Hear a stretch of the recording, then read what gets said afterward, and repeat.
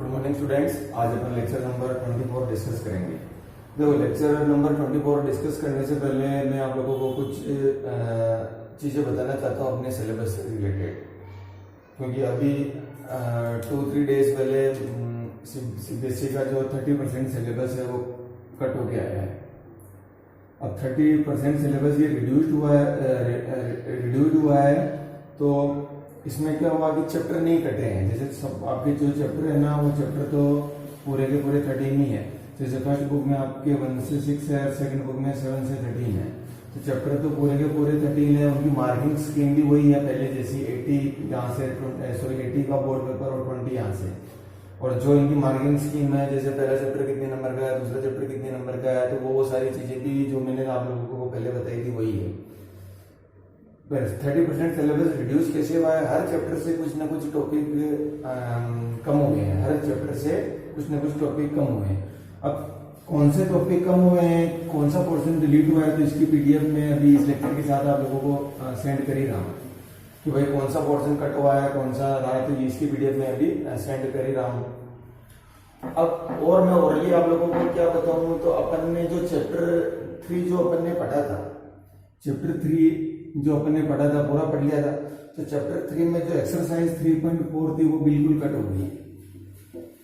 Exercise 3.4 क्या थी कि अपन ने एलिमेंट्री ट्रांसफॉर्मेशन पढ़ा था। मैंने आप लोगों को बताया था कि 100% इसका एग्जाम में क्वेश्चन आता है एलिमेंट्री ऑपरेशन का, जिसमें अपन ने एक तो रो पढ़ा था और एक कॉलम पढ़ा था। एलिमेंट्री ट्रांसफॉर्मेशन लगा के अपन ने मैट्रिक्स का इनवर्स निकालना सीखा था।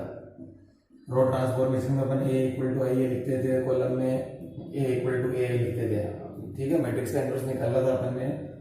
रो ट्रांसफॉर्मेशन और कॉलम ट्रांसफॉर्मेशन मैंने आप लोगों को बताया भी था कि ये बहुत इंपॉर्टेंट है, एग्जाम में हर साल इसका 6 मार्क्स में क्वेश्चन आता है। तो ये चीज क्या है कि अब आप लोगों के सिलेबस में नहीं है। इस साल जो बोर्ड का एग्जाम होगा उसमें एक्सरसाइज जो 3.4 है वो नहीं है। तो अपन ने चैप्टर नंबर 3 जो पूरा पढ़ा था उसमें से केवल एक चीज कटी है, एलिमेंट्री ऑपरेशन ऑफ मैट्रिक्स, ठीक है। तो ये बाकी तो सारी अपने सिलेबस में पहली चीज ये होगी। अब अपन जो चैप्टर 4 पढ़ रहे हैं, तो चैप्टर 4 में भी कुछ चीजें कट गई है। कुछ चीजें कट गई थी। मैंने आप लोगों को फिर बोला था कि चैप्टर 4 में भी मैंने आप लोगों को बोला था कि प्रॉपर्टीज ऑफ डिटर्मिनेंट है, उसका क्वेश्चन 100% एग्जाम में आता है।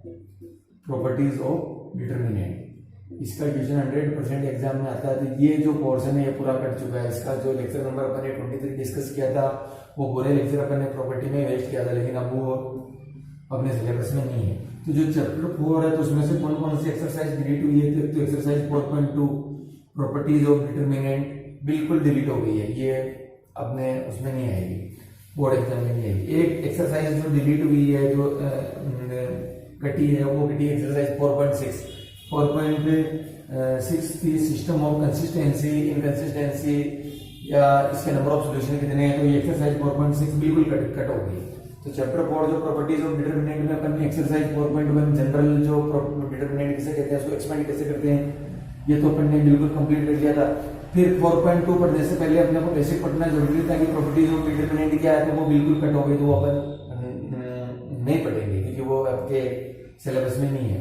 अब वो 5 प्रॉपर्टी पहले पढ़ा थी, पहले सिलेबस नहीं आया था उस टाइम जब वीडियो बन गया था। तो इस हिसाब से तो जो अपन ने जब चैप्टर 3 पढ़ा था, तो उसमें से एक्सरसाइज 3.4 कट हो गई है, मैंने आप लोगों को अभी बताया। और अब जो चैप्टर 4 पढ़ रहे हैं उसमें से 4.2 कट हो गई है, 4.6 कट हो गई है। बाकी आप लोगों की चैप्टर 4 में कुछ भी डिलीट नहीं हुआ, बाकी अपने सिलेबस में है। और इसकी वैसे भी मैं PDF कौन सा पोर्शन डिलीट हुआ है, तो इसकी PDF में आप लोगों को इस लेक्चर के साथ सेंड वैसे भी कर ही रहा हूँ। तो अब ये पोर्शन, ये कुछ बेसिक चीजें थी आप लोगों को बताने की। अपने सिलेबस में जो 30% रिड्यूस हो गया है, इसमें क्या क्या रिड्यूस हुआ, ये चीजें मैंने आप लोगों को बताई। अब अपन अपना आगे से स्टार्ट करते हैं। नेक्स्ट जो भी एक्सरसाइज 4.3 है, तो 4.3 से पहले अपन क्या पढ़ेंगे, कुछ बेसिक पढ़ेंगे एक्सरसाइज 4.3 से पहले। तो एक्सरसाइज 4.3 में जो बेसिक चीज है वो है आप लोगों का एरिया ऑफ ट्रायंगल। बेसिक बता रहा हूं मैं, एरिया ऑफ ट्रायंगल।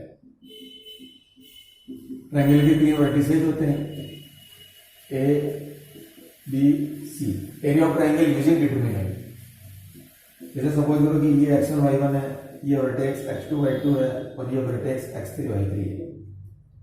तो इसका जो एरिया होगा डिटरमिनेंट से, तो वो अपन पढ़ेंगे। तो उसका फॉर्मूला होगा half of determinant x1 y1 x2 y2 x3 y3 1 1 1 और इसको अपन एक्सपेंड कर देंगे। इसको अपन हाफ ये वर्टेक्स लिखिए, इसको डिटरमिनेंट को एक्सपेंड करेंगे, जो आंसर आएगा वही क्या होगा, एरिया ऑफ ट्रायंगल। इतना सा बेसिक चीज है। अब इसके अलावा भी इसमें कुछ केस बनते हैं। केस फर्स्ट बनता है if 3 points are collinear. If 3 points are collinear, अगर 3 पॉइंट्स कोलिनियर है तो एरिया क्या होगा, 0 होगा। अपन इस डिटरमिनेंट को 0 के बराबर करके कर देंगे।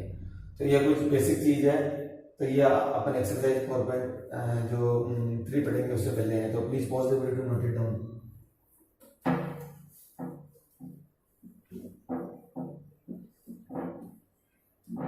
अब एक्सरसाइज 4.3 का क्वेश्चन नंबर फर्स्ट का पॉइंट बता देता हूं।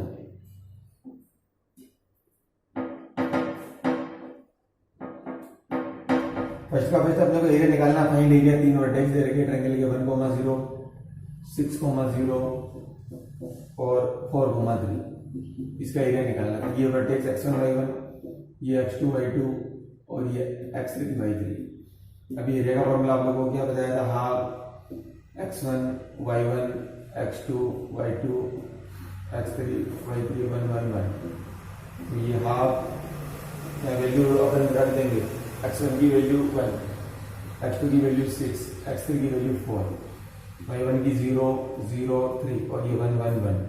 अब अपन जानते हैं कि ये हाफ चाहिए, इसको एक्सपेंड कर देंगे, एक्सपेंड कर देंगे r1 के रेस्पेक्ट में। तो ये 1, ये अपने आप लोगों को एक्सपेंड करना बता चुका हूं, ये हट जाएगा। समझ में आ रहा है? ये 0 -3, 0 से करने की जरूरत ही नहीं है क्योंकि अंदर कुछ भी आएगा, फिर भी कर देते हैं अपन। ये कटाएगा 6 - 4 और +1 18 - 0। यहाँ पे डबल लगा, ठीक है। ये हाफ अंदर -3 बचा, यहाँ तो 0 आएगा और यहाँ 18। इसको सोल्व करेंगे पहले। तो ये 15/2 आंसर आ जाएगा। 15/2 स्क्वायर, ठीक है। 15/2 स्क्वायर। ये फर्स्ट का फर्स्ट हुआ। तो आप लोगों के जो फर्स्ट का फर्स्ट हो गया, तो सेकंड, फर्स्ट का सेकंड है ना, वो होमवर्क है, ठीक है। तो please pause the video to note it down. अब एक और क्वेश्चन अपन देख लेते हैं।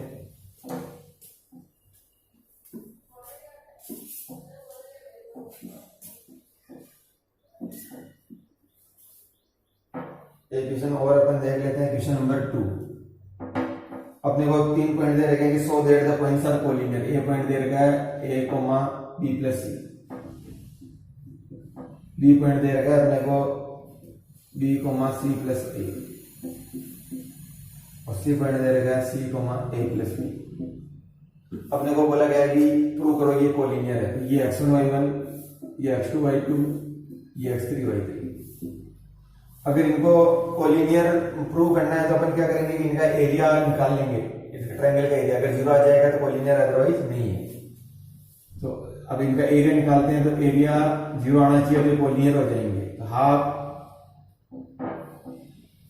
फिर x1 x2 x3 y1 y2 y3 1 1 1।